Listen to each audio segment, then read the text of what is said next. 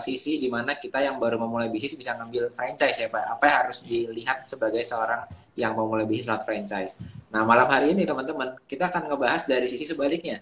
Mungkin teman-teman udah punya gerobakan, mungkin bisnisnya terasa biasa aja gitu ya Pak. Aku masih baru merintis bisnis, bisa nggak ya di-franchise-kan gitu. Nah, malam ini kita akan ngobrol seputar bisnis gerobakan itu bisa di-franchise-kan nggak sih? Tapi sebelumnya mungkin buat teman-teman mungkin yang masih baru di sini Pak, boleh diintroduce dulu siapa Pak Burang dan kesibukannya Pak. Ya, terima kasih. Pak Yosef tadi udah sampaikan kok, saya udah kenalkan saya kan tadi siapa saya ya. Saya ya apa namanya profesinya sih konsultan franchise ya. Kebetulan udah lama, jadi udah berapa tuh 27 tak 20 berapa tahun ya? 20 27 25 tahun lebih lah ya. Ya memang cukup banyak hitungan apa namanya hitungan konsultasi franchise memang cukup banyak.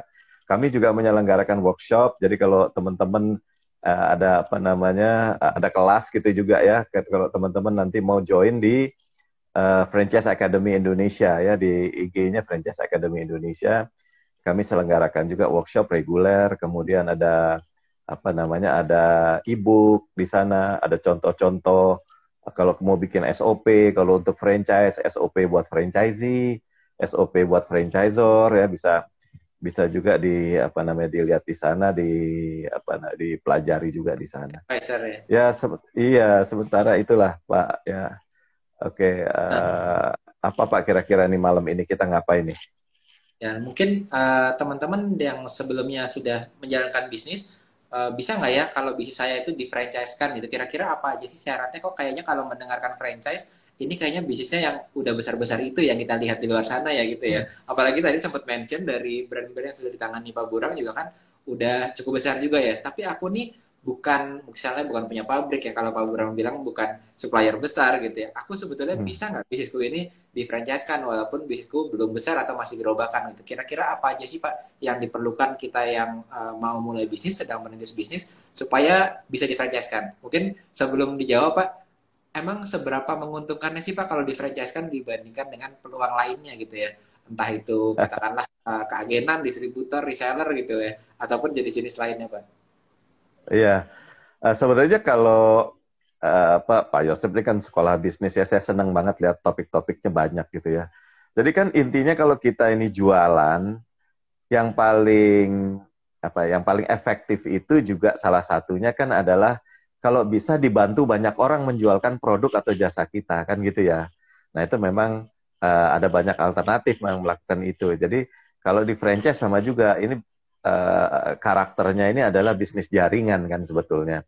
Jadi produk kita kalau kita franchise kan nanti ada franchisee jualin produk kita juga kan gitu. Kalau kita punya banyak franchisee yang menjualkan produk kita. Ya sebetulnya mirip dengan keagenan, hanya kalau di franchise itu semua sistemnya sudah ditata gitu kan.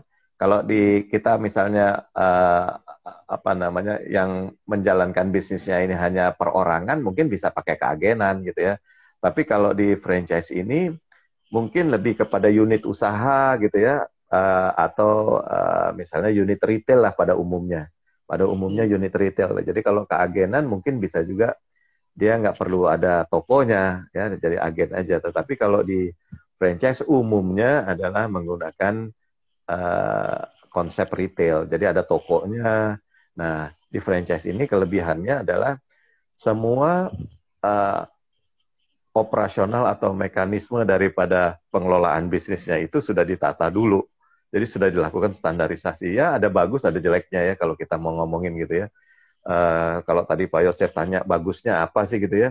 Bagusnya adalah satu, kalau kita franchise itu kalau kita buka sendiri barangkali ya butuh mungkin kita bisa melakukannya satu demi satu gitu ya. Tetapi kalau kita franchise, kita bisa membuka outlet franchise misalnya 1 bulan bisa banyak outlet. Nah ini semua yang modalin adalah franchisee, bukan kita yang modalin. Nah ini salah satu untungnya ya toh. Jadi Jadi salah kayak misalnya, dapat modal juga ya sebetulnya ya.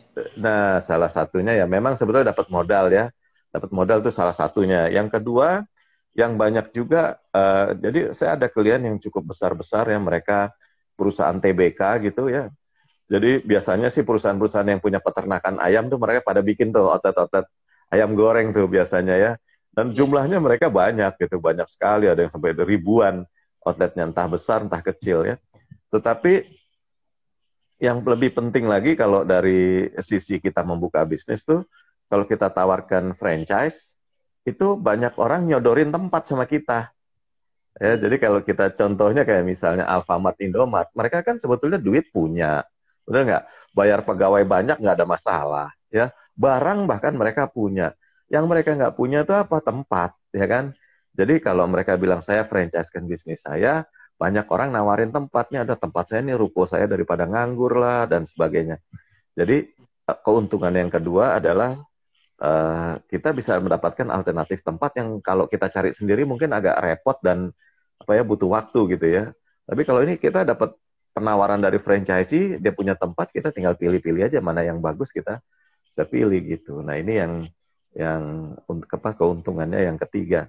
Yang keempat, kalau kita franchise-kan bisnis kita ini kan potensial bisnisnya jadi outletnya terduplikasi jadi banyak kan, ya kan? Nah, dengan outlet kita jadi banyak, ini kita mempunyai daya tawar kepada supplier gitu.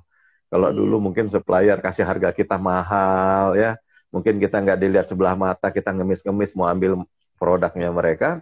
Tetapi kalau kita udah franchise, ya ini apa namanya? Ini buat supplier ini jadi potensial kita diperhitungkan sebagai apa namanya sebagai channel penjualannya mereka kan gitu ya. Jadi bahkan saya ada 2 klien, dia sudah bikin planning, begitu bagusnya planningnya dia, ya, baru dia buka beberapa outlet, dia sudah presentasi kepada supplier-supplier besar.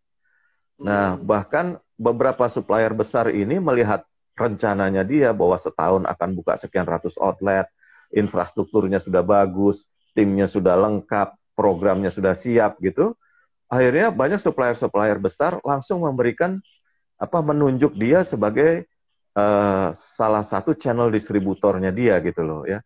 Jadi Padahal bahkan ada yang dua iya, padahal mulai iya, padahal belum banyak outletnya, tapi melihat planningnya dia bagus ya, beberapa prinsipal dia langsung menunjuk, oh ini Anda saya kasih harga distributor nasional ya, tapi nanti diikuti tentu harus dicapai pembukaan outletnya dia. Suara saya putus-putus ya Pak Yosep ya? Enggak sih Pak, di tempat saya Enggak ya? kayaknya Aman lancar. ya? Oke. Mungkin salah satu Jadi lagi, saya ingat kalau ya, misalnya kita butuh distribusi, berarti kadang-kadang kalau keagenan atau reseller itu kita bisa perang harga ya Pak. Nah, tapi dengan betul. proteksi, kalau sistem franchise kita harus ambil dengan terus waktu yang lebih panjang, jadi kita bisa terproteksi dari perang harga yang ada di kanan kiri juga ya Pak sebetulnya. Oh betul, ya itu dia. Jadi itu yang tadi saya bilang. Jadi kan kalau kita udah dikasih harga distributor nasional, satu harganya pasti murah, ya kan?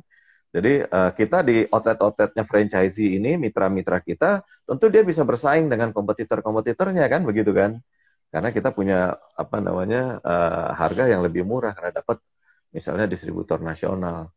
Nah ini juga salah satu keuntungannya kalau kita franchise. Yang terakhir ya, mungkin nggak terakhir ya, ada salah satu lagi yang terakhir adalah kalau kita franchise kan tuh yang namanya brandnya kita tuh cepat banget tumbuh gitu, cepat banget orang kenal karena kita kan outletnya banyak ya.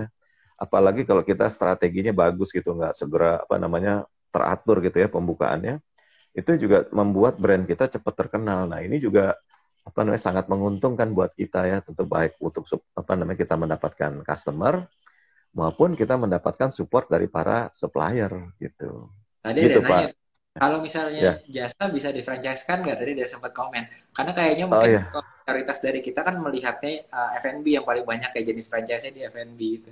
Tapi di luar Ya. F&B sebenarnya ada alternatif franchise apa aja sih? Mungkin ada teman-teman di sini yang belum tahu jenis Ya. franchise mana yang mungkin dilakukan juga gitu. Kadang-kadang mungkin saya udah punya gerobakan atau bahkan mungkin saya punya skill sesuatu bisa buka bengkel, buka sendiri gitu ya. Bisa nggak ya di-franchise-kan atau mungkin jenis-jenis lainnya gitu Pak? Sebenarnya bisa apa aja sih yang bisa di-franchise-kan? Ya. Pada umumnya nomor satu ya, pada umumnya bisnis-bisnis yang di-franchise-kan itu yang berbasis lokasi, jadi ada lokasinya gitu ya. Ini umumnya begitu. Tapi ada juga kayak misalnya JobDB kayak misalnya itu kan basicnya kan di IT ya, dia bisa juga ambil franchise dari kayak misalnya Shopee, kayak misalnya Lazada, itu juga bisa saja pola kerjasamanya tuh pakai franchising. Intinya franchising itu kan adalah duplikasi bisnis yang sudah sukses untuk dimiliki dan dijalankan oleh orang lain. Nah, jadi kalau bisa distandarisasi, ada keunikannya, ya sudah terbukti sukses. Nah, ini biasanya bisa di-franchise-kan. Jadi saya mau bilang bahwa sebenarnya semua bisnis juga bisa gitu kan. Cuman masalahnya cocok apa nggak cocok itu juga perlu dipertimbangkan kan gitu kan. Itu Maksudnya satu gimana ya. Pak? Pak cocok nih. Cocok nggak cocok tuh kayak misalnya gini. Ada bisnis kayak misalnya ya kita punya produksi obat-obatan misalnya gitu ya. Kita bisa aja dari produksi obat-obatan itu kita bikin toko obat, kemudian toko obatnya di-franchise-kan. Ya toh? Hmm. Tetapi mungkin kurang efektif, lebih efektif kalau kita bikin MLM aja. Gitu. Ya, ya, Jadi ya. bisa di-franchise-kan bisa, tapi ada unit apa retailnya. Mungkin nggak perlu juga begitu gitu, lebih cocok misalnya pakai reseller aja. Jadi memang kan alternatif ini kan kita pilihan ya, Ya. alternatif marketing itu macam-macam, gitu, alternatif penjualan itu macam-macam. Jadi kita Distribusinya lihat bisa mana yang cocok. macam-macam ya, Pak. Betul ya. Nah, jadi maksud saya itu yang saya bilang kalau bisa bisa gitu ya. Nah, sama seperti yang Pak Yosep bawakan topik hari ini gitu. Apakah gerobakan bisa di-franchise-kan nggak gitu kan ya, Ya. Pak Yosep ya. Nah, saya bilang gerobakan bisa aja gitu. Tetapi mungkin ya efektivitasnya tidak sebaik impact-nya daripada kalau kita membuat satu misalnya unitnya kedai gitu yang lebih tetap. Kenapa Hmm. begitu? Ya, kenapa begitu? Gini, gerobakan bisa di-franchise kan kita lihat misalnya banyak tuh yang ada franchise boba lah, franchise kopi lah banyak kok gitu Sekarang ya. trennya apa yang tadinya dari gerobakan dulu kalau orang gerobakan tuh maunya punya restoran. Sekarang yang punya restoran gede malah jadi gerobakan kembali ya Pak. Nah, mungkin gini Pak Yosep ya, mungkin kita besti bedain antara gerobakan sama tempat yang kedai gitu, yang Nah, kecil tapi tetap gitu loh ya. iya, Jadi kayak misalnya apa minuman-minuman itu kan dia nggak restoran gitu ya, counter aja lah gitu ya, tetapi dia bukan gerobakan. Sebab begini, kalau teman-teman perhatikan ya, kalau orang mau bikin gerobakan ya, sebenarnya dia punya mimpi nggak sih? Masa mimpinya dia mau jadi gerobakan banyak gitu? Saya nggak yakin gitu ya. Jadi banyak orang yang punya gerobakan tentu kepengen punya juga kedai gitu kan, pengen juga punya tempat yang lebih layak ya, lebih lebih benar nggak di apa namanya nggak digusur sama pemerintah, misal sama Satpol PP gitu kan, mereka juga kepengen kayak begitu kan. Jadi kalau gerobakan, kalau di franchise kan bisa karena konsepnya adalah duplikasi bisnis yang sudah sukses. Tetapi sustainability apa tuh ketahanannya itu kan mungkin nggak bisa lama ya. ya. Itu satu ya kan. Sukses tuh berarti Karena maksudnya profit jangka panjang ya Pak. Soalnya mungkin ada uh, teman-teman di sini yang aku mau franchise justru supaya sukses mungkin gitu ya. Tapi kalau aku iya. kalau di franchise aku harus Nah, sukses dulu. Maksudnya sukses sebetulnya gimana agak Pak? terbalik ya, Pak. Agak terbalik sebetulnya. Jadi bisnis yang sudah sukses sebetulnya bisa di-franchise-kan gitu. Kalau Uh, bisnis yang belum sukses di-franchise-kan yang mau beli nanti takut, Pak. jadi profitnya itu udah stabil jangka panjang baru diekspansi ya Pak dengan Baru cara dia ekspansi, iya. Ini yang lebih jadi ini yang lebih secure ya, lebih lebih potensialnya lebih sustain, lebih bisa tahan lama. Kan gini ya, teman-teman semua ini kan sekolah apa bisnis nih ya. Kalau kita mau punya bisnis tuh ujungnya mau ngapain sih gitu kan. Nah, ini kan ada dua sebetulnya kalau di persepsi kita. Yang pertama, kita akan pengen punya bisnis yang makin lama makin besar, kan gitu ya. Yang satu lagi, kepengen cepat dapat duit. Nah, itu kan lain ceritanya gitu. Jadi kalau orang yang berpikir cepat dapat duit, ya dia bukanya gerobak aja, gerobak aja, gerobak aja, gerobak aja. Yang penting kan punya duit gitu. Tapi pertanyaannya, apakah ini tahan lama apa enggak? Nah, itu pertanyaan. Jadi kalau kita punya bisnis, nomor satu, kita sukses dulu. Kita menguntungkan bisnisnya. Habis kita untung, kita harus pikirin bisa tahan lama nggak ya nih, gitu kan? Nah, kalau ini bisnis bisa tahan lama, sebaiknya nanti habis itu kita kembangkan. Nah, ini yang apa namanya stepnya harusnya sih begini gitu. ya, Tetapi jadi banyak teman-teman, aku mau diferensiasi lah supaya dapat duit bukan gitu ya Pak ya berarti ya Pak. bukan gitu dong. Kasihan yang franchisee-nya gitu kan. Udah Iya, iya. sukses belum gitu. Saya sih terus terang lihat kalau teman-teman nanti lihat ya di bulan November di tanggal 18 sama tanggal 20 nanti ada pameran franchise besar nih gitu ya, internasional. Nah, nanti teman-teman bisa lihat tuh ada juga tuh peserta-peserta pameran ya yang mungkin outletnya juga baru buka 2 bulan ya. Atau bahkan ada yang kemarin tuh ada yang belum buka outletnya udah jual franchise loh. Jadi Iya. jual konsepnya aja gitu ya. Kemarin saya juga sempat mau nanya sama Pak Burhan, kok bisa ya Pak? Karena kan saya lihat kalau misalnya di franchise itu ada aturannya dia harus 5 tahun ya kalau nggak salah ya Pak, 5 tahun Ya, berlangsung bisnisnya berjalan, terus diaudit laporan keuangannya dilihat dulu ya kalau nggak salah 2 tahun, baru dia bisa ya, dipastikan dia bisa masuk ke franchise atau enggak. franchise, Gimana iya. kalau ada bisnis yang kayak gitu Pak, baru 2 bulan tapi kok udah nawarin franchise gitu? Sebetulnya Iya. bisa atau dia sebenarnya nggak dapat license atau nggak dapat surat tanda franchise-nya ya sebenarnya nggak dapat Nah, sertifikatnya gitu Pak. Karena kan kalau mau apply secara official pasti akan dievaluasi 5 tahun gitu ya Pak atau 2 tahun dia betul. gitu. Jadi gini, peraturannya kita ini, kalau kita mau bikin kemitraan dengan perjanjian franchise, Hmm. atau dengan uh, promosi dengan kata-kata franchise, kita harus punya yang namanya surat tanda pendaftaran waralaba, Hmm. STPW. Ya, kan gitu ya. Nah, itu syaratnya STP tadi ya yang namanya. seperti ya STPW ya. Itu yang syaratnya tadi Pak Yosef sampaikan gitu, harus 5 tahun, punya laporan keuangan, dan seterusnya, dan seterusnya. Harus didaftarkan, dapat sertifikat gitu ya. Nah, tapi kan namanya pebisnis kadang-kadang ya baru punya ide pengen cepat dapat duit gitu ya. Nggak Ya. mau dia nunggu lama-lama gitu. Nah, akhirnya mereka bikinlah kemitraan-kemitraan yang seperti franchise itu gitu. Kalau kata-katanya tidak menyebutkan kata franchise, nggak masalah. Ya go Oh, ahead, nggak ada aturannya gitu. walaupun Tapi join kalau di event expo franchise tapi mereka asal iya, nggak pakai kata franchise tetap asal nggak boleh. pakai kata franchise boleh. Ya bukan gitu. Pemerintah nggak ada haknya untuk melarang. Oh. Tetapi kalau kita mempromosikan bisnis kita, kemitraan kita itu pakai nama franchise, ya, Hmm. tapi nggak punya STPW, maka pemerintah bisa menindak gitu. Bisa Hmm. menindak ya, tindakannya apa? Misalnya surat izin usahanya dicabut gitu ya, atau direkomendasikan untuk dicabut, atau bahkan kalau di peraturan itu bisa didenda sampai 100 juta rupiah Oke. gitu. Karena kalau nggak salah kemarin saya sempat kapan itu lihat dari kan di bawah Kementerian Perdagangan ada sertifikasi dari STPW itu ya. Itu ada Iya, masih menghimbau, ayo uruslah STPW-nya gitu ya. Kok dihimbau iya, terus gitu. Tapi kok kenapa di franchise masih ada yang brand-brand baru tapi tetap join gitu. Makanya saya jadi bertanya juga gitu. Mungkin karena saya bukan di area franchise kan Pak. Jadi ternyata iya, selama kita punya brand lalu kita mau join ke expo dan lain-lain, selama kita nggak mengatasnamakan ini peluang franchise, franchise. itu sebetulnya masih bisa gitu ya Pak ya. Belum Iya, artinya bertabrakan boleh, dengan nggak ada hukum peraturannya. dan Iya. peraturan. Oh, Tapi oke. kalau nanti, jadi kalau teman-teman ya nanti ada yang ikut pameran franchise, kemudian nanti teman-teman nawarkan franchise tapi nggak punya STPW, itu Iya. hati-hatinya tuh begini. Pemerintah kan ada di situ tuh, stafnya pemerintah kan ada di sekitar itu ya.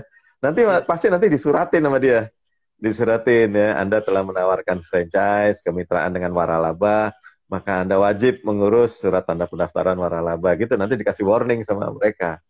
Oh, Bahkan dikasih konsekuensinya apa gitu dikasih tahu.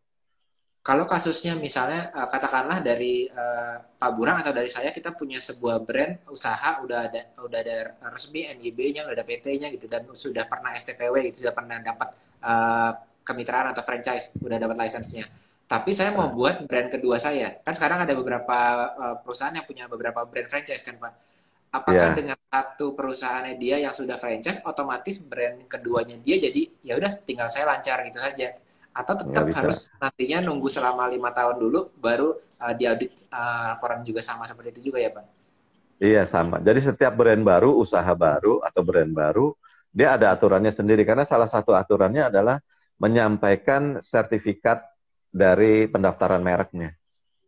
Oke, oke, Nah, sedangkan pendaftaran merek kita kan bisa lama ya, bisa 2 tahun, bisa setahun 2 tahun ya, iya iya, oke. gitu. Jadi buat teman-teman yang gerobakan tadi pertama kali kita harus pastikan profitable dulu, udah untung dulu ya Pak, udah untung dulu, udah terbukti sukses Iya, kalau katanya Pak. udah untung jangka panjang, pastikan paling enggak profitnya stabil, kalau enggak, kalau lebih bagus lagi ya growth ya Pak ya, jadi naik ya kalau lebih Iya, bagus lagi ya, bukan cuma stabil. iya. uh, Ternyata bisnisnya nggak harus besar ya Pak. Tapi Enggak, kalaupun enggak, bisnisnya enggak. nggak harus besar, yang penting apa sih Pak? Bisnis saya misalnya nggak besar gerobakan, tapi apa langkahnya supaya bisnis saya yang kecil ini bisa sampai tahap di franchise kan Pak? Gini, ini sebetulnya bukan masalah franchise nggak franchise, tapi kan kalau bisnisnya kita kecil, Hmm. apakah penghasilannya itu bisa cukup untuk orang yang menjalankan bisnis itu? Kan gitu kan? Buat Kalau mitranya. misalnya bisnis, betul, betul, buat mitranya. Jadi kalau mitranya misalnya investasi berapa tuh? Misalnya ada yang saya lihat tuh, ada investasi cuma 10 juta gitu kan, ya kan? Hmm. Terus pertanyaan saya, dia bikin gerobak 10 juta. Iya, Dapat uang berapa gitu? Kalau dengan iya. 10 juta, katakan ya dapat uang bisa dapat 1 juta nggak sebulan? Bisa dapat 2 juta nggak sebulan? Kan gitu. Kalau dapat 2 juta sebulan aja nggak cukup buat hidup.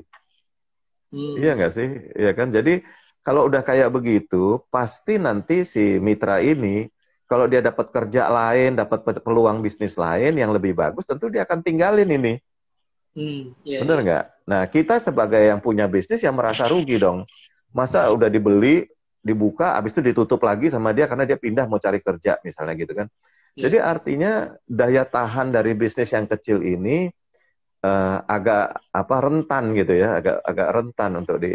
Nah, kalau kita franchise-kan begini kan jadi apa ya? Jadi beresiko sekali gitu. Nah, tapi banyak orang mau coba-coba begitu, tapi nanti ditinggal, dicoba-coba nanti ditinggal. Jadi kalau kita lihat banyak bisnis-bisnis gerobak ya atau pengusaha-pengusaha yang bisnis gerobak, saya tanya sama mereka, bisnisnya ada, udah gerobaknya ada berapa Pak sekarang? Oh, saya ada 500 katanya. Bahkan kemarin saya dengar kita udah buka 2.000 Pak dalam waktu 2 tahun. Wow, luar biasa. 2.000 gerobak dalam waktu 2 tahun. Luar biasa, benar-benar. Tapi saya tanya, itu yang mana ya Pak ya? Hampir nggak pernah kita ketemu. Hmm. Kenapa? Karena bukanya ada yang cuma 2 bulan tutup lagi, dan Iya, tiga iya. bulan tutup lagi gitu loh. Nah ini jadi inilah yang saya bilang rentan kalau kita mau franchise kan gitu ya. Tapi bisa-bisa, tapi ya begitu situasinya. Tapi saya Ya, lihat Pak, mungkin saya nggak tahu juga ya, karena saya bukan di bisnis F&B, mungkin malah lebih ya, banyak dari Pak Burang yang mengeksplor ya. bisnis F&B. Tapi saya lihat di F&B itu karakternya ada yang mereka itu trend base ya Pak. Jadi mungkin hari ini gerobaknya dia punya gerobak katakanlah kebab gitu ya. Lagi tren banyak, dia buka banyak gerobak kebab di mana-mana sampai cabangnya banyak. Nanti begitu trennya berubah ke yang lain, misalnya saya sapi atau yang lain, dia akan berubah ya ke brand yang nextnya lagi gitu dan akan membuka Iya, peluang lagi sama lagi ya. Tapi ada betul. karakter industri yang sebenarnya dia lebih long lasting, jangka panjang juga brandnya ya di tempat yang lain Iya. juga ya Pak. Itu Nah, gimana jadi menurut itu saya pandangan bilang. Bapak? Nah, jadi menurut pandangan saya, itu orientasinya bukan soal bisnisnya, tapi soal duit, kan? Hmm. Jadi soal duit. Jadi selama ada tren yang ada duitnya, ya dibuka itu. Nah, kalau yang kayak begini dimitrakan, kan kasihan mitranya ya. Hmm. Benar nggak sih? Iya kan? Kasihan mitranya gitu. Jadi dianya berubah-ubah, habis itu dia pindah lagi, habis itu dia pindah lagi. Tapi apakah bisnis itu panjang apa nggak panjang, dia nggak peduli. Nah, kalau nggak peduli, ini yang saya bilang kasihan franchisee-nya, kasihan mitranya. Ya. Jadi kalau kita buka bisnis, kemudian kita mau franchise, apakah itu gerobak, apakah itu kedai, atau apakah itu apa namanya dalam bentuk toko gitu. Saya pikir sebaiknya sebagai orang yang memberikan kemitraan ini memikirkan juga apakah franchisee-nya akan happy apa enggak gitu. Kalau Hmm. franchisee-nya nggak happy kemudian ditinggalin kan yang rugi kita juga sebenarnya Iya, gitu. iya. Ya kan, yang rugi kita juga.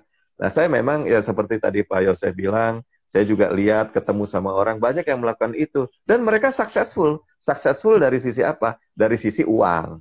Iya, pebisnisnya sih sukses Uangnya ya. iya Sebenarnya ya. ini Tapi uang tapi mitranya belum. brandnya ada apa enggak udah nggak ada lagi brandnya gitu ya yang kasihan adalah yang beli-beli franchise-nya ini gitu kan ada yang saya bilang cuma ada 3 bulan mah kalau ada yang nggak sampai 3 bulan kemudian begitu coba wah Pak kurang happy saya kenapa saya cuma dapat 200.000 gitu kan dapat 200.000 sehari gitu nggak cukup Pak misalnya buat ya bagaimana kalau memang udah situasinya begitu? Memang nggak cocok kalau saya bilang buat di franchise kan. Kan ya. Kalau balik lagi nih Pak ke Iya. bisnis yang gerobakan, mungkin saya lebih ke arah bukan gerobaknya, bukan kecilan, tapi mindsetnya Pak. Mindsetnya sebagai kita pebisnis Ya, UMKM. Kadang-kadang kita betul. waktu baru mulai awal bisnis itu yang kita pikirin kan cuma hanya saya tuh jago masak, maka saya mau buat produk masakan yang paling bagus, paling enak gitu ya. Kalau Betul. barista mungkin Hmm. saya mau belajar brewing kopi sampai saya bisa buat kopi yang paling enak banget nih kalau dicicipin gitu ya. Terus dia Hmm. belajar jualan, belajar marketing gitu ya. Berarti cuma produk sama marketing atau sellingnya aja gitu. Hmm. Ternyata mungkin teman-teman juga, saya juga tahu Pak Burang ini kan Alfamart itu dari waktu nol ya Pak ya. Dari Alfamart Hmm. masih nol, nggak ada Hmm. outletnya gitu. Pak Burang Hmm. udah membantu Hmm. mereka untuk growing outletnya hingga besar sampai sekarang gitu. Iya. Tapi kalau kita lihat minimart di Indonesia itu kan ibaratnya semua orang bisa beli ke tempat yang sama. Kalau kata Pak Burang, cari kulakan di supplier yang sama, dia buka di tempat yang sama gitu ya, terus coba untuk jualan juga gitu ya. Tapi faktanya Iya. ternyata bukan hanya ibaratnya punya produknya aja, bukan hanya punya cara skill jualan aja nih, tapi ada lebih dari itu supaya kita bisa sukses di franchising ini ya Pak. Nah itu Hmm. gimana Pak mindsetnya, logiknya Pak? Gini, teman-teman ya, jadi ingat yang pertama adalah kita mesti sukses, tahan lama, dan berkembang. Ingat-ingat tuh tiga itu ya. Sukses, tahan lama, dan berkembang. Itu gamenya di bisnis harusnya begitu. Jadi kita bukan opportunist, ya, atau satu ya. Yang kedua, memang kita harus punya keunikan di dalam usaha. Apakah kita untuk persaingan, apakah kita untuk jaringan, tapi kita sebaiknya punya keunikan. Jadi semua orang memang bisa bikin minimarket kayak Alfamart, bisa gitu ya. Tetapi apa keunikannya? Alfamart keunikannya adalah dia punya sistem yang terintegrasi gitu. Hmm. Jadi udah ERP gitu, sistem integrasi, sehingga dia punya yang namanya, yang paling penting nih kalau di bisnis retail, adalah automatic replenishment. Artinya gimana? Si toko nggak perlu order barang lagi kalau barangnya habis gitu. Ya. Hmm. Tapi gudangnya udah langsung kirim, dia langsung tahu ini toko ini kurang barangnya, toko ini harus diisi barangnya. Itu nggak usah order. Coba bayangin teman-teman juga buka warung, buka minimarket ya. Tapi tiap hari harus kulaan ke pasar pagi atau ke pasar induk gitu kan. Kan repot ya tiap pagi. Udah gitu barangnya pasti mahal ongkosnya, bener kan? Kalau Alfamart enggak gitu. Nah, jadi keunikannya dia apa? Yaitu di sistemnya dia. Sistem apa? Sistem pengisian barangnya. Dan di gudang artinya apa? Di toko dia nggak perlu stok banyak-banyak gitu. Kalau kita punya toko sendiri, ngelola sendiri, supaya kita nggak bolak-balik ke kulaan, ya kita beli stok banyak-banyak, duitnya kita habis banyak kan gitu kan. Sebenarnya jadi ada keunikannya. Atau contoh yang gampang lah ya, kayak misalnya McDonald's. Di McDonald's semua orang juga bisa bikin burger, apalagi ayam goreng. Banyak banget orang bisa bikin, kan gitu kan. Tapi kenapa kok McDonald's itu bisa jualan burger yang lebih terbanyak di dunia lah. Bener nggak? Nggak ada yang lebih ngalahin McDonald jualan burgernya kan. Karena apa? Karena ada brandnya McDonald itu. Kalau kita jualan apa namanya burger pakai brandnya McDonald, ya pasti orang datang gitu. Tapi kalau saya misalnya jualan burger walaupun lebih enak dari McDonald, tapi pakai brandnya Burang gitu, burger Burang, mana ada orang tanya itu apaan lagi, dia tanya kan gitu kan. Nah jadi harus ada keunikannya, tapi keunikannya itu adalah yang apa namanya, yang merangsang untuk usaha kita lebih laku. Ada Jadi impact bukan profit ya. ada Pada ada akhirnya ke impact sekitar bidang ya. terhadap pembelian lah ya gitu ya, terhadap penjualan ya, nah gitu. Ya. Jadi kalau kalau misalnya uniknya cuma beda-beda doang, cuma aneh-aneh doang ya, tapi nggak membuat impact kepada orang apa namanya membeli kepada kita, buat saya percuma. Nah inilah yang sebetulnya kita mesti create gitu. Ya kan, banyak nih kayak misal kopi-kopi kan, semua orang jualan kopi ya nggak, ada yang namanya burger apa ayam goreng lah paling banyak, semua orang jualan ayam goreng. Kalau ditanya enakan yang mana, yang jualnya sih semua bilang saya punya yang paling enak, bener kan? Ya kan, tetapi sebaiknya kita punya sesuatu yang apa namanya membuat kita bakal lebih laku. Nah ini saya ada cerita lucu nih Pak Yosef. Jadi ada temen ya, ini ada temen di Perhimpunan Waralaba Indonesia. Beliau ini bikin kopi. Bikin kopi. Semua orang bikin kopi. Dan dia bikin kopi juga gitu ya. Dia bikin kopi juga. Tapi dia bikin kopinya itu, dia tahu apa? Dia selalu bikinnya di rest area. Ya, dia bikin di rest area.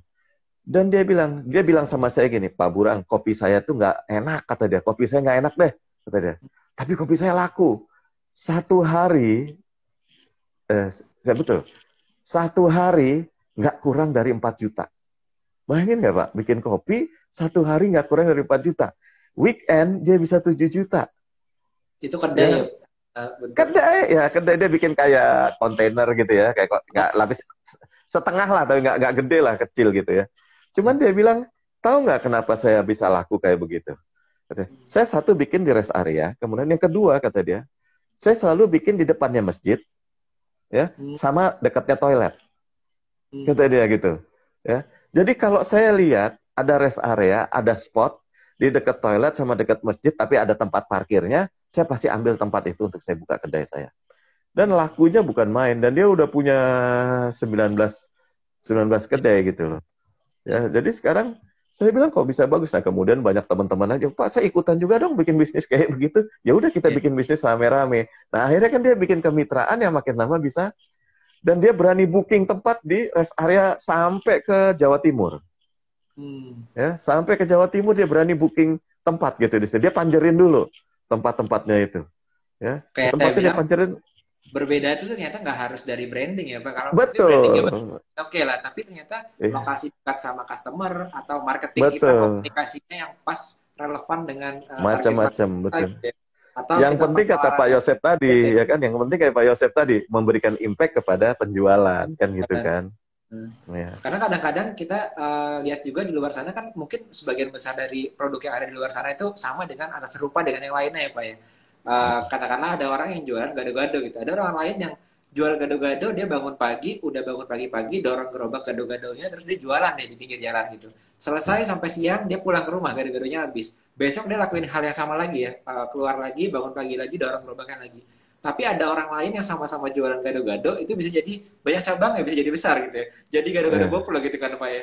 Itu iya, apa yang salah gitu pertanyaannya. Jadi yang satu ini terus-terusan muter terus jualan barangnya sama, tapi nggak berkembang, iya. bahkan nggak jadi franchise. Tapi yang lain dia bisa buat hingga banyak cabang, bahkan di franchise kan. Atau saya ingat lagi, Nah, ada ayam goreng gitu ya. Ayam goreng tuh ada ayam bakar ya. Ayam bakar Mas Mono kan awalnya dorong gerobakan nih, gerobakan. Tapi ada orang yang jualan barang sama gerobakan juga setiap hari bangun pagi, sore-sorenya dia udah mulai buka gerobak ayam bakar, terus tidur. Besoknya bangun pagi lagi gitu ya, dorong gerobak hmm, lagi. Itu tetap di situ sampai 15 tahun, 20 tahun gitu. Tapi ada hmm, orang seperti yang goreng Mas Mono juga, dia bisa hmm. bangun pagi, tapi dia bisa merancang dirinya gimana caranya supaya ayam bakarnya itu bisa jadi franchise, bahkan besar gitu ya. Nah ini apa yang salah Iya, sebetulnya? Kan ini nggak mindset gerobak kan dua-duanya dari gerobak kan. Tapi apa yang dilakukan Iya, oleh orang yang A yang tidak dilakukan oleh orang yang B tadi gitu. gini, Pak, ini kan sebenarnya kita di ilmu IPS, jadi nggak ada yang benar, nggak ada yang salah. Hanya yang satu memang lebih progresif, yang satu kurang progresif, gitu kan ya, Pak ya.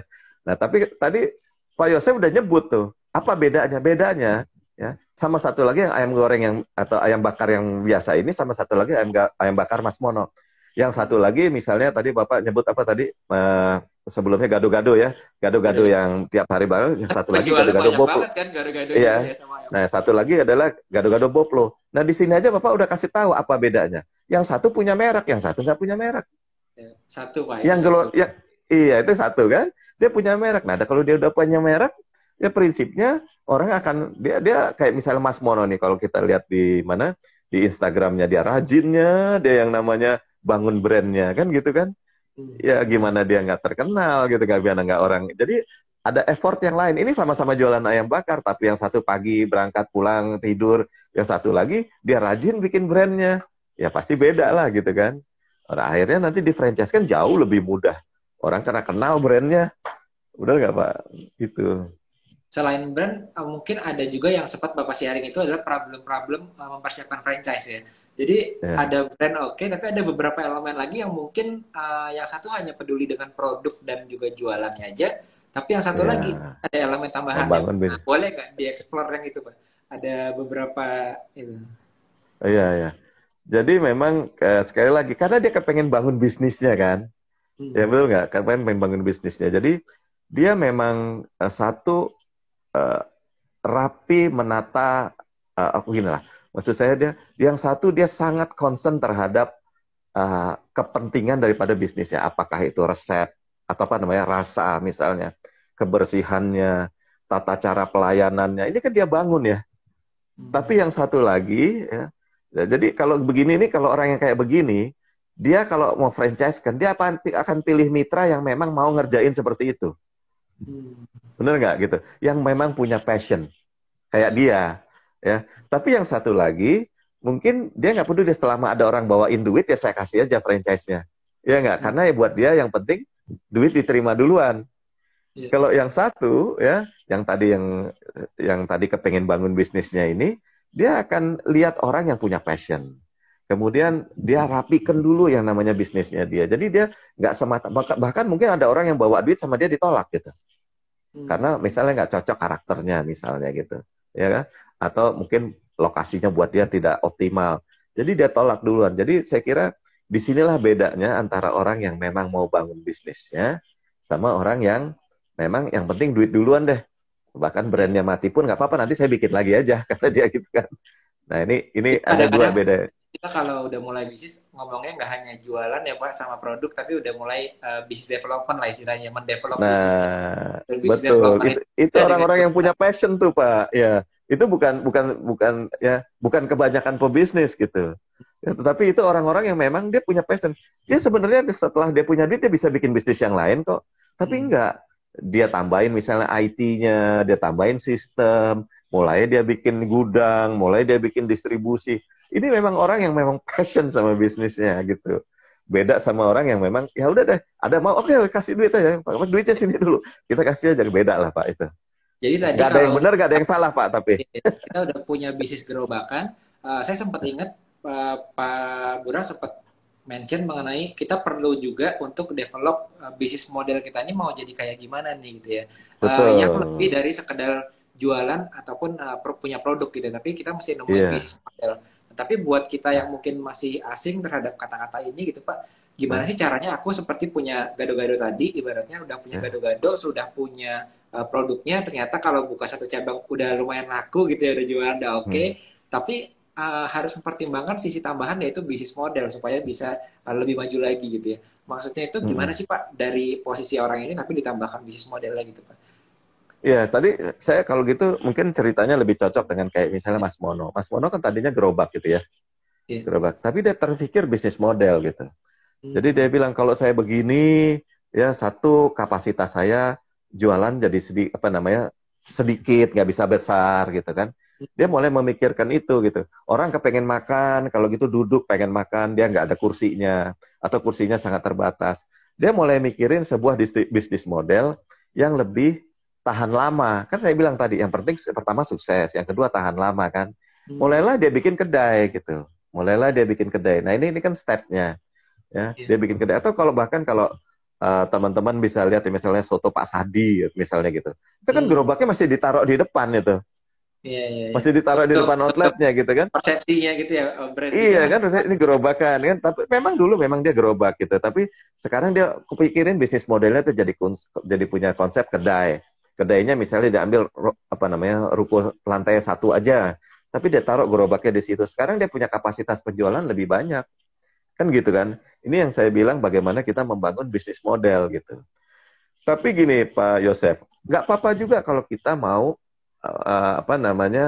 main yang simple, artinya yang banyak orang berpikir kalau kita mau main di kelas yang bawah, kita main kayak gerobakan aja deh gitu ya. Nah, kita bisa juga, tapi memang dari sisi uh, tempat itu bisa cukup beresiko karena sering digusur, sering dipindah gitu ya.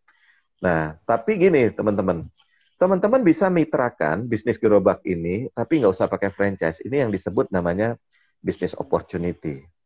Ya, bisnis. caranya gimana? Ya, business opportunity, kalau di Amerika tuh ada Business Opportunity Act, artinya ada aturannya bagaimana mendefinisikan yang namanya business opportunity. Tapi business opportunity ini umumnya adalah kita kemitraan tanpa pakai kontrak. Misalnya, misalnya saya punya gado-gado laku, ya, karena saya unik gado-gado saya. Satu, saya udah tulis namanya gado-gado Bang Burang misalnya gitu ya, udah unik, satu ada brandnya. Yang kedua, saya punya resep yang unik ya. Saya pakai kacang mete misalnya, atau sebagian saya pakai kacang mete sehingga rasanya lebih gurih. Nah, saya udah punya uniqueness nih. Iya. Nah, kemudian ada Pak Yosep nih, mau juga bisnis kayak saya gitu. Pak, kok laku banget, saya mau dong buka gitu ya. Saya bilang sama Pak Yosep ini, Pak Yosep, saya ajarin ya rahasianya, ya. Nanti saya ajarin semuanya, tapi Pak Yosep bayar saya 15 juta, mau nggak? Nanti Pak Yosep saya ajarin deh semuanya. Habis itu buka aja. Pak Yosep mau pakai nama sendiri, boleh, kata dia gitu. Iya. Ya. Boleh. Nah, ini yang saya bilang namanya peluang bisnis atau business opportunity. Hmm. Nah, teman-teman yang punya gerobak bisa lakukan seperti ini. Contohnya apa?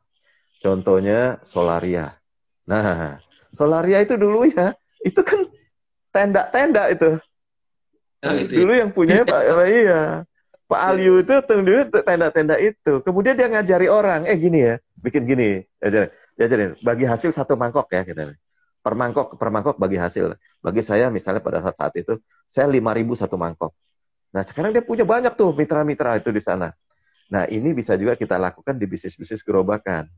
Ya saya Hmm. ini kok apa nih kemarin ada di Instagram ini yang kontak saya dia punya apa namanya punya apa Pak cilok. Dia punya cilok, dia punya cilok gerobakan, dia mitrakan dan dia lakukan seperti itu gitu. Ya, dari ngobrol sama saya pertama kali cuma punya satu gerobak, sekarang mungkin udah lebih dari 4 gerobak gitu. Hmm. Karena Jadi ciloknya dia memang unik gitu. Pak Burang kan udah menangani lumayan nih variasi industrinya dan Nah, juga variasi iya, besar kecilnya mereka dari mulai yang tadinya hanya gerobakan, lalu ada yang kios, ada juga yang restoran, bahkan yang udah skalanya cukup iya, besar gitu. Berarti di awal-awal kita misalnya tadi katakanlah kita sih bisa mulai dari gerobakan, tapi kadang-kadang kita juga coba testing bisnis model mana yang kira-kira membuahkan hasil yang paling bagus juga buat kita ya. Belum tentu kita betul, mulai gerobakan berakhirnya di betul, gerobakan juga, ya. Tapi kita betul. explore ke tempat lain yang kira-kira paling bagus buat brand kita. Belum tentu Iya, orang lain yang sama-sama jualan gado-gado suksesnya sama seperti kita juga di gerobakan juga gitu ya. Tapi bisa jadi pasti. mereka di tempat lain gitu ya Pak ya. Jadi itu tahap Iya, penting buat pebisnis yang mungkin udah ngerasa profit, udah ngerasa jualan udah oke, coba testing bisnis model lainnya, siapa tahu lebih efisien buat dia yang lebih menghasilkan ya. betul, betul. Ya, contohnya Bu Nilam ya, yang kemarin baru IPO di Baba Raffinya ya. Ya, ya. Dia waktu lalu punya gerobak Baba Raffi, ya toh. Salesnya itu sehari barangkali 400.000 gitu kan, salesnya Hmm. gerobaknya dia. Kemudian waktu lalu mereka bukan merger ya, mereka berkolaborasi lah kerjasama untuk mengelola outletnya Mas Mono. Oke. Outletnya sama, jadi sama-sama tuh ada 3 pihak, ada Pak Bedi, Coach Chicken, ada Bu Nilam, ada Mas Mono. Ya, Bu Nilam langsung kaget dia sama saya, Pak Burang, kok enak banget nih bisnisnya, apa Hmm. kedai begini, kenapa? Sehari bisa 7 juta. Bayangin nggak Bu Nilam punya 1.000 outlet, outletnya sehari cuma 400 juta, 400 juta. Tapi kaget-kaget dia baru cuma satu outletnya kedai Mas Mono, ya sehari bisa 7 juta gitu. Akhirnya kan sekarang coba lihat apa yang dikembangin sama Bu Nilam. Ya kan, mereka bikin kedai lah, ya kan. Ada kedai ini, kedai itu, mereka nggak lagi gerobak-gerobak yang cuman apa namanya. Jadi mereka yang seperti tadi Pak Yosef bilang, ketemu gitu. Awalnya membuat bisnis itu, ternyata bisnis modelnya kayak begini nih. Nggak di ruko yang mahal gitu, tapi di kedai aja. Kayak kedainya misalnya Pak Hendy, kedai ikan, kedai sai sapinya, ya, dan lain-lain lah gitu. Tapi kelihatan kan mereka ketemu yang namanya bisnis model yang memang cocok untuk dimitrakan gitu. Oke, nah mungkin yang belum siap lagi apa sih Pak? Mereka-mereka yang mau franchise tapi udah ada bisnis modelnya, udah Hmm. profitable tadi, tapi masih belum Hmm. siap saat mau Untuk franchise. franchise. Biasanya kendalanya apa Nah, sih Pak gitu? kendalanya gini, jadi teman-teman ya, kalau kita mau franchise-kan bisnis, itu kan sebetulnya si franchisee atau si mitra, calon mitra ini kepengen belajar sama kita. Satu ya. Yang kedua, dia kepengen dibimbing sama kita. Ya nggak? Ya. Yang ketiga, mereka tuh kepengen dibantu sama kita. Nah, ingat satu nih.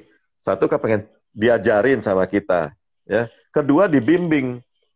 Ketiga, disupport sama kita. Nah, jadi kalau kita mau franchise, walaupun bisnis kita sudah bagus, yang paling penting kalau kita mau franchise adalah kita siapin yang namanya timnya kita, yang pertama. Jadi bohong aja kalau ada orang mau franchisein bisnis, tapi timnya nggak ada. Ya, Hmm. bagaimana dia mau support franchisee? Dia Hmm. bisa jualnya, tapi belum tentu nanti dia bisa support franchisee-nya. Iya. Ya, jadi teman-teman, yang penting adalah bagaimana kita siap mensupport franchisee. Itu yang pertama. Jadi ada siapin tim. Nomor dua, ya, teman-teman ya, harus siapin bagaimana bikin mitra-mitra kita ini pinter berbisnis. Hmm. Barangkali mitra kita ini ada yang bekas pegawai negeri 25 tahun, pensiun, bener nggak gitu kan? Jadi dia nggak pernah bisnis. Atau ada ibu-ibu rumah tangga, daripada nganggur, saya pengen punya bisnis. Nah sekarang, yang kedua, teman-teman harus punya cara bagaimana ngajarin mitra-mitra kita ini supaya dia bisa sukses di bisnisnya. Nah makanya franchise-franchise yang bagus, ya franchise yang bagus, ingat ya yang pada waktu kita ketemu lalu, saya mau tahu franchise yang bagus yang kayak apa ya?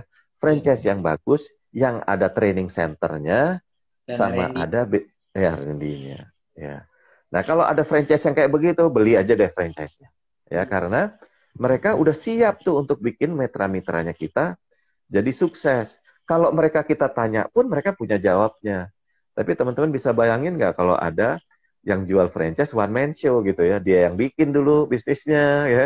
Nanti yang jual dia. Banyak pertanyaannya gini juga ya. Kalau saya masih sendirian bisa nggak ya Pak saya mulai ngurusin franchise itu kan? Nggak bisa, nggak bisa, nggak bisa. Terutama mereka-mereka yang belum pernah tahu dan belum pernah nyoba proses franchise gitu. Kira-kira apa sih Iya, hadapan mereka gitu? iya nggak bisa Pak, pasti nggak bisa. Kalau dia sendirian one man show, dia masih belum ada tim, saya kira akan sangat kesulitan. Karena Bisa, jualannya bisa, jualannya bisa loh, tapi ngebimbingnya ke sana nggak bisa. Akhirnya nanti dia dikomplain. Akhirnya mereka dikomplain. Nah ini yang banyak kejadian sih sebenarnya. Timnya nggak siap. Iya, timnya nggak siap.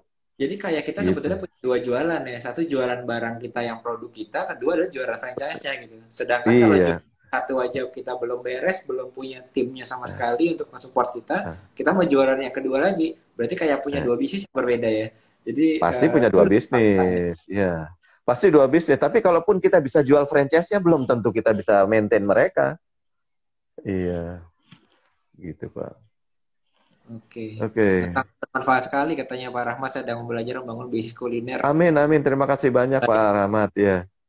Jadi kalau gitu membuat franchise ini kalau kita di posisi yang tadi Pak Burang bilang, saya mau franchise bisnis saya karena saya pikir kalau franchise itu kan cepat dapat membernya, mereka bisa jadi franchise kita. Saya punya modal, saya bisa kembangin lebih cepat karena Pak Burang bisa distribusinya lebih luas kan. Oh berarti saya harus franchisein bisnis saya nih segera gitu ya. Ternyata banyak mereka yang mendaftar franchise terus sadar bahwa ternyata waktu mau memfranchise-kan itu butuh proses dan waktu, bahkan butuh tim untuk memfranchise-kannya juga ya Pak. Bener banget itu. Dan to be honest nih, sejujurnya saya sering terjebak. Saya sendiri sering terjebak, misalnya ada klien-klien perusahaan besar gitu ya. Perusahaan besar benar-benar besar loh, yang outletnya barangkali udah ada 50, udah ada 60 gitu kan. Jadi dia bilang sama saya, Pak, kita mau konsultasi untuk kita franchise-kan bisnisnya. Oh, baik Pak, saya lihat kan dia udah gede kan. Tapi waktu saya mulai konsultasi, oke Pak, kita kalau saya kasih arahan, yang ngerjain siapa nih? Misalnya saya kasih bimbingan ya, saya kasih bimbingan, Pak, begini caranya bikin SOP, gini. Oh ya, mereka catat. Tapi gitu siapa yang bikin? Ternyata nggak ada. Semua stafnya dia lagi sibuk kerjain yang reguler, yang mereka sudah lagi sibuk kerjain. Nggak ada orang yang punya nggak ada timnya yang memang khusus mau mempersiapkan franchise-nya, sehingga akhirnya mereka nggak bisa mempersiapkan franchise-nya dengan baik gitu. Jadi saya nggak terbayang ada perusahaan-perusahaan yang besar yang udah puluhan outletnya ya, ternyata pegawainya itu sangat sibuk ngurusin puluhan outletnya ini, dan waktu dia konsultasi sama saya, mereka nggak punya tim yang untuk mempersiapkan franchise-nya ini, bikin SOP misalnya gitu kan. Kemudian mengkaji standarisasi bisnis modelnya, terus nyusun kontraknya, mempersiapkan trainingnya, ternyata nggak ada. Nah ini kejadian gitu. Akhirnya setback. Akhirnya franchise-nya dia, walaupun dia udah punya puluhan outlet, baru bisa siap ya 1 tahun kemudian gitu. 1 tahun kemudian. Lain lah sama misalnya Alfamart. Alfamart misalnya waktu mulai memang dia dari nol gitu, dari nol. Nah, maka dia waktu kami konsultasi sama mereka tahun 99 ya, dan mereka baru franchise kan tahun 2003. Jadi selama tahun 99 itu mereka mantepin dulu. Ya, mantepin dulu, bikin timnya dulu gitu. Tahun 2003 baru dia bisa franchise kan. Tapi kalau bisnis-bisnis yang sudah terlalu sibuk, timnya sudah staffnya sudah terlalu sibuk ngurusin problem-problem yang ada sekarang, dan mereka nggak mempersiapkan tim baru untuk mempersiapkan franchise, wah itu kesulitan. Kami konsultasi udah bertahun-tahun juga nggak selesai-selesai itu yang namanya persiapan franchise gitu. PR-nya nggak dikerjain ya Pak soalnya ya. PR-nya nggak dikerjain, bener banget. PR-nya nggak dikerjain, nggak ada yang ngerjain. Ada yang Nggak ada yang ngerjain. ngerjain. Nah, begitulah ininya, situasinya itu. Saya bukan nakut-nakutin, bukan bikin ini memang sulit, tapi memang step-stepnya seperti apa. Jadi memang kalau kita mau siapin, sungguh-sungguh lah kita siapin gitu ya. Ada orang yang konsentrasi di situ. Gitu Pak Yosep. Tadi ada yang bilang mau bisnis bakso juga katanya. Mungkin kalau Iya, kita yang baru awal-awal itu justru lebih baik di perbincangan yang kemarin belum punya bisnis yang stabil, ada baiknya kita belajar dari franchise orang lain juga ya. Kita coba ambil franchise mereka, pelajari HSP, benar. kita pelajari sistem mereka kayak gimana. Iya. Karena saya ingat di Nah, minimarket di luar negeri, di US kan juga ada Walmart ya Pak ya. Walmart itu kan tadi ya, foundernya si Sam Walton itu tukang ambil ya, franchise dari franchise orang lain kan kalau nggak salah ya. Terus dia iya. riset sampai detail ke sana kemari minimarket kompetitornya. Akhirnya dia paham, baru buka franchise dia sendiri yang si Walmart itu ya. Nah, Pak nggak usah jauh-jauh ke Amerika. Di sini ada Ada ya? tokoh yang begitu. Nah, Oh, contohnya Johnny Andrean. ah, Ya kan? Johnny ya. Andrean. Dia belajar dari Krispy Kreme Mobri, dia akhirnya bikin Jeko Donat, ya toh. Kemudian dia beli franchise-nya Bread Talk. Iya nggak? Franchise-nya Bread Talk dia beli. Sekarang dia buka lagi Mako. Ya Hmm. kan? Mako roti. Sama aja dia bikin jiplak. Nah, kalau di Malaysia misalnya, ya di Malaysia itu pemerintah Malaysia dia membuat satu unit usaha sendiri milik milik negara, milik apa namanya pemerintah, di mana unit bisnis ini tugasnya adalah membeli franchise-franchise dari luar negeri. Hmm. Nah, kenapa dia beli franchise dari luar negeri? Ya, karena kalau dia beli franchise dari luar negeri, orang lokalnya Malaysia beli franchise dari luar negeri, nanti orang lokal Malaysia ini akan belajar sama franchisor. Bener nggak? Oh, ya, ya, ya. Kayak itu ya, kayak Ya, kayak naturalisasi pemain bola ya Pak. Jadi iya, belajar gitu ya. Oh iya, iya. betul, exactly. Tapi kalau di kita lain, ada franchise dari luar negeri dimusuhin gitu loh, ya kan? Padahal yang kerja orang kita, yang belajar orang kita, bahkan kalau nanti mereka sudah keluar dari perusahaan franchise luar negeri ini, mereka bikin juga perusahaan sendiri yang tentunya udah knowledgeable kan, bahkan udah terampil gitu, udah apa namanya, udah skillful gitu di situ. Nah, jadi sebenarnya kalau apa yang Pak Yosef bilang benar juga gitu. Silakan aja di saya ada juga klien yang punya sekolah TK, sebelumnya dia punya beberapa franchise-nya sekolah TK. Setelah sudah belajar, kemudian dia bilang, "Pak, saya mau bikin franchise-nya sekolah TK. Saya mau bikin bisnisnya TK," katanya. Karena saya udah belajar dari beberapa franchisor. Karena dia beli franchise-nya, sekarang dia bikin sendiri dan sukses. Sukses Hmm. banget gitu. Ya. Kalau seperti itu Jadi berarti kita menemukan keunikan kita dulu dari beberapa franchise yang kita belajar, temukan keunikan betul. kita bisa kita buat franchise lagi ya Pak. Tanpa Bisa, merasa tapi kalau ya franchise lama itu kok ini mirip saya ya gitu. Atau wah, gimana? ya gini, tapi kan ada aturan-aturannya kayak misalnya kalau di perjanjian franchise itu biasanya begini, 2 tahun setelah berakhirnya perjanjian dia nggak boleh membuka usaha sejenis gitu, selama Hmm. 2 tahun. Setelah 2 tahun baru dia boleh gitu. Nah ini asal ini diturutin kan nggak ada konflik lah di situ ya. Tetapi lihat aja teman-teman kita banyak kok pebisnis-pebisnis kita yang bekas pekerja dari franchise-franchise global itu ya, dari ada yang pernah kerja di McDonald, ada itulah yang pernah kerja di McDonald jadi konsultan, Ya, ya, ya ya. kan? Jadi konsultan restoran dan sukses. Dia membangun berapa kan bagus nih bagaimana dia bisa membantu UKM-UKM jadi punya restoran-restoran yang bagus dengan pengetahuan kualitas standarnya seperti McDonald gitu. Kan keren, Pak. Banyak kok yang kayak begitu ya. Oke, Ya ini ini kayaknya kita banyak ngomongin banget makanan kita ya. ngobrol ya. Kita sebenarnya Boleh Pak kita mungkin sebenarnya kan next bisa time. bisa gini loh Pak Yosef gini. Sebenarnya kita nggak cuma ngomongin makanan, bisa ngomongin Iya, makanan, kita iya, iya. ngomongin yang Tadi lain saya juga baru bisa gitu kan. pengen, Ya. pengen coba explore ke mungkin jasa kali ya. Jasa mungkin banyak Iya. orang yang belum tahu ya, tapi kayak Pak Burang aja menangani beberapa bengkel mobil ya, Pak ya bengkel Oh mobil, ada banyak, yang banyak. Kayak ya edukasi ya. entah klinik, Kayaknya klinik menarik juga misalnya. ya. Ya, klinik, sekolah, kursus, ya, kemudian bengkel, salon. Ya ini banyak kok bisnis jasa yang bisa dikerjakan gitu ya. Dan Bahkan challenge-nya nih emang ada, beda-beda ya, Pak ya. ya beda lah karena yang penting adalah kita mastery dulu di bidangnya kita kan sebetulnya. Gitu. Oke. Jadi teman-teman yang lain juga bisa kok. Apalagi misalnya kursus misalnya atau teman-teman yang Bahkan bisnis coach saja bisa di-franchise kan kok. Iya, iya. Itu Action International kan franchise. Iya kan, gitu. Jadi sekolah pebisnis juga bisa di-franchise kan. Kenapa enggak ya Kak Pak Yosef? Oke, Pak, ini kayaknya udah lumayan banyak nih insight-nya nih. Nanti mungkin next time kita ngobrol-ngobrol lagi mengenai franchise bisnis jasa, atau bahkan kalau yang sebelumnya kita udah ngomongin jangan pilih franchise yang abal-abal gitu ya. Mungkin kita bisa Ya. ngomongin juga jangan pilih mitra yang abal-abal gitu ya. Jadi seleksi mitra. Jadi Ah, iya, iya, iya. Boleh, thank nanti you kita banget nih. ngomongin seleksi mitra. Ya. Iya. Oke, Untuk baik waktunya, Pak. buat sharing-sharingnya, kayaknya teman-teman udah kebayang gimana sih seputar franchising, terutama buat teman-teman yang kepikiran franchise, pernah lihat franchise, tapi bisa nggak ya aku bisa di-franchisein? Jawabannya bisa, semua bisnis bisa di-franchise-kan, asal ada berapa tadi ya poin-poin yang udah kita bahas di Iya, video ini. Thank you Pak Burang, waktunya udah ngobrol-ngobrol di sekolah saya bisnis terima Pak. kasih. Ya. Terima kasih teman-teman semua. Assalamualaikum warahmatullahi wabarakatuh. Salam Pak, sampai jumpa lagi Pak. Ya. Terima kasih Pak. Sampai jumpa.